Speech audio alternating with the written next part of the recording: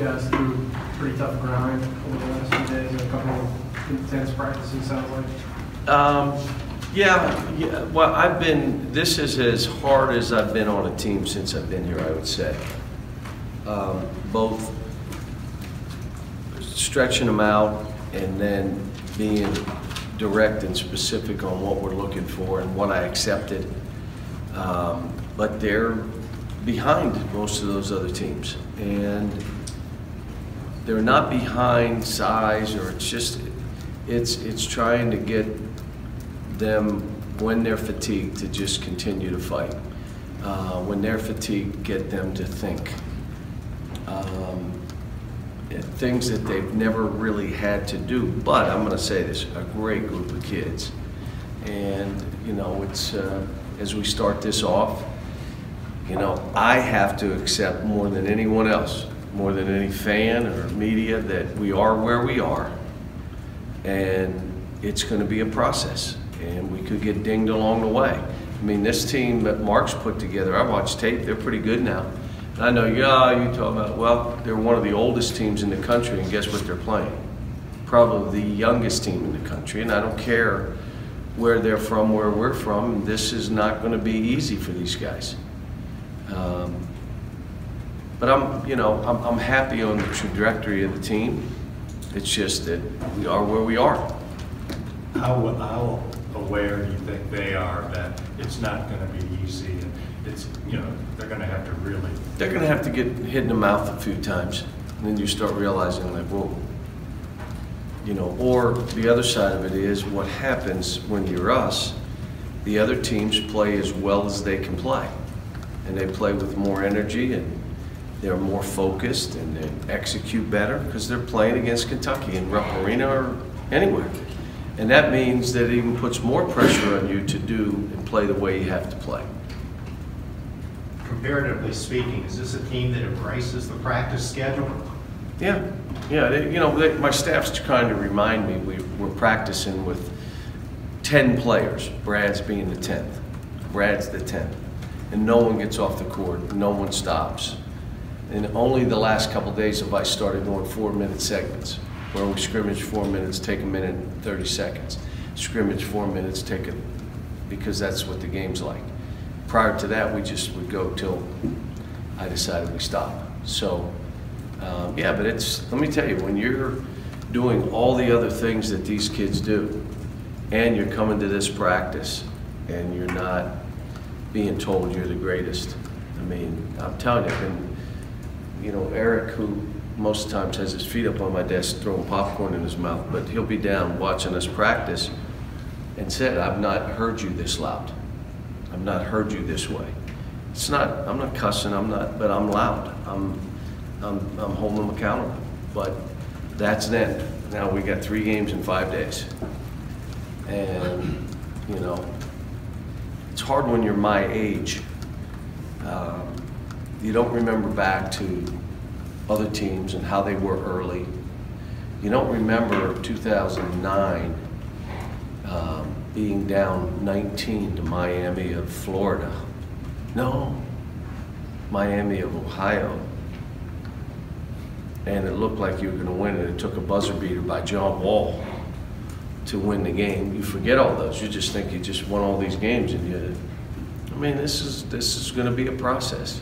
I mean, whether it's this team, Vermont is a top 50, 60, 70 team with everybody back, an NCAA tournament team. We're ready to play them, especially when you're talking 36 hours later. So, but I want to have fun with this. You know, I personally want to have fun with this. But it's hard because you get used to how things are, and this is going to be different. I'm going to have to be somewhat different. And as you get older, some of you in this room, you've been mean and nasty your whole life, and now you try to change, you can't. You're mean and nasty. Cal, would you say your kids are in shape? Are your kids finally in shape? Yeah, it's not shape as much as I was probably using the wrong term, fatigue. And fatigue is not just physical fatigue. You think about these kids. It's a high school team plus 6 months. And now all of a sudden they're in front of 25,000 people. The anxiety prior to the game, the anxiety before the game, you do a shoot around.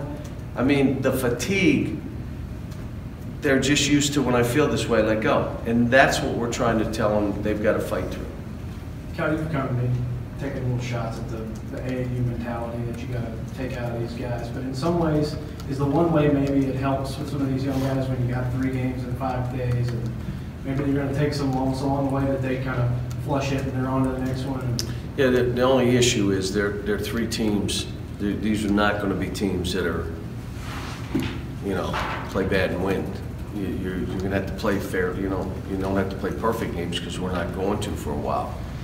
We may never this season, but you're going to play and be right 30% of the time.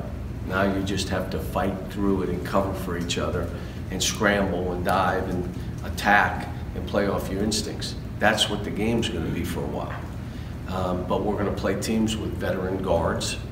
We're going to play teams with veteran players that aren't going to get rattled. You're not going to press them into submission or get them to turn over 4 straight times. You're not going to do it. And so you're going to have to play basketball. But I think the kids are ready to let's start playing somebody else. Yesterday I probably went a half hour shorter than we had been going, and today we'll probably go an hour shorter, maybe an hour and a half shorter than we've been going, because we got these games. They're bang, bang, bang, and you got to travel. Jared, you mentioned having to play basketball. Can you talk about the difference between playing basketball at a high level that you want versus athleticism and just... Well, playing winning basketball is you're trying to play to your strengths, on offense, every time down we get a great look at the basket and we try to rebound a miss. And then on defense, that you're never out of position, you give them one tough shot and you rebound with 5 guys like crazy. You'd be a great team going from offense to defense. They don't get layups. You'd be a great team going from defense to offense. You try to get some easy baskets. That's the basic thing of how we play. And then how you do that, whether you're pressing and zoning but what I just said, teaching them that winning basketball. Now, I'll give you an example. So you just take a shot because you feel like shooting, a shot that we can't rebound. No, that's not winning basketball. A guy has a better shot than you, but you shoot it anyway. No, you force a drive that absolutely is not there. One more pass, we have something. No, that's not winning basketball. You jog back on defense because you missed a shot.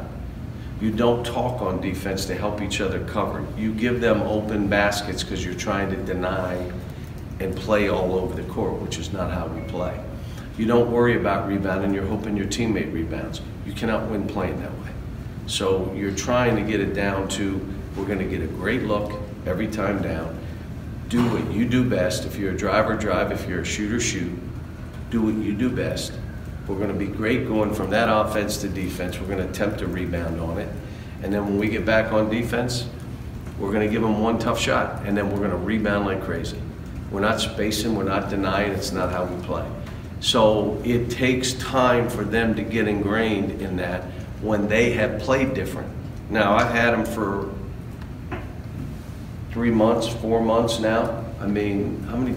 28 practices. Got here in June. 27 practices, I've had them.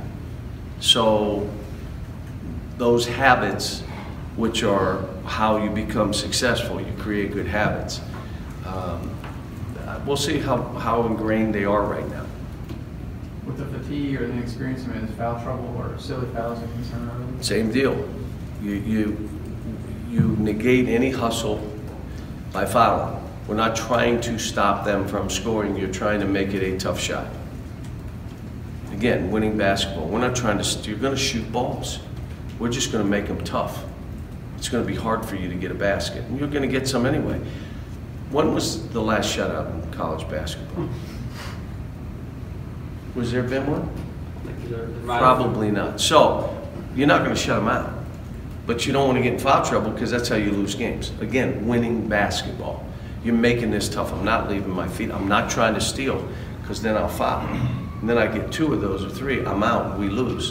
Why'd you do that? Because I thought I could get it. Well, we don't play that way. We're playing that winning basketball. Cal, obviously Jared's not going to play the opener. Do you have a timetable? Who? Jared, do you have a timetable just on? He's gonna Probably do start this practicing at the end of the month.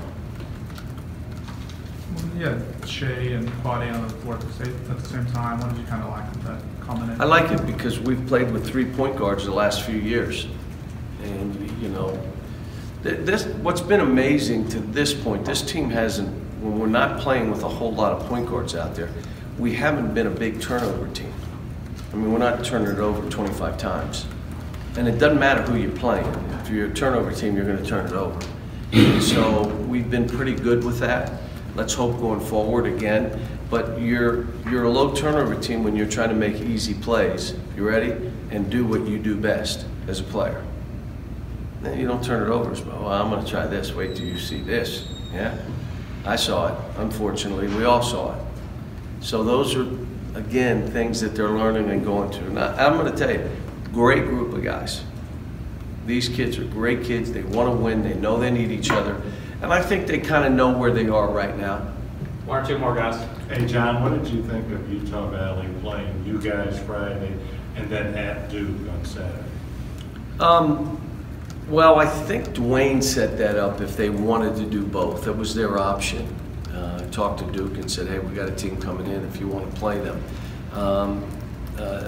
And I think, again, Duke was trying to give themselves more time for that 3rd game, which is why they went Friday, Saturday.